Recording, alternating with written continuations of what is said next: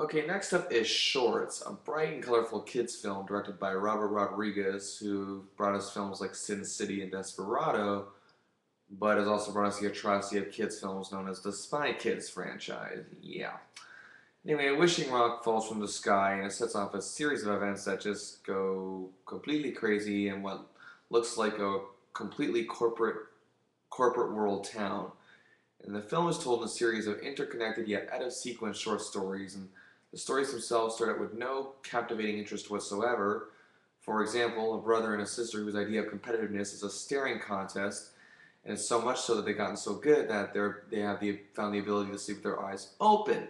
Then we tell the story of a lonely boy with his outcast friends who is taunted by the mean girl and her stupid brother and their ugly friends, and then we get three very dim brothers who are like low-rent version of the older Weasley brothers in the Harry Potter films. And we get a germaphobe engineer and a smart son and the worst costume party in the history of life.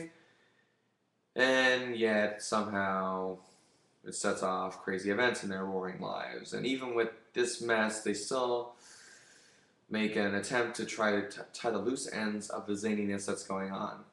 Now, don't get me wrong. Shorts is actually a unique film, a bit more bold and original than films out there right now, like G-Force and the awful Aliens in the Attic.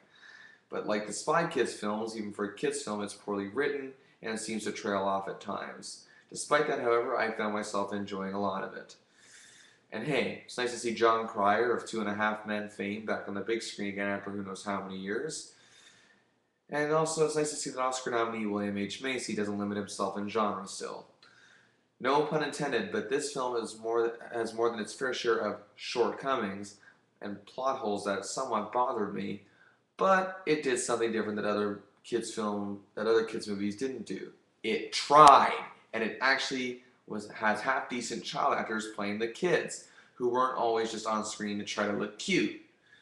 The film takes a great deal of chances and succeeds with a very good chunk of them. Now I'm on the fence here, but I'm going to recommend it merely because I've enjoyed it more than any other kids film that's out right now. So, 3 stars out of 5 for Shorts.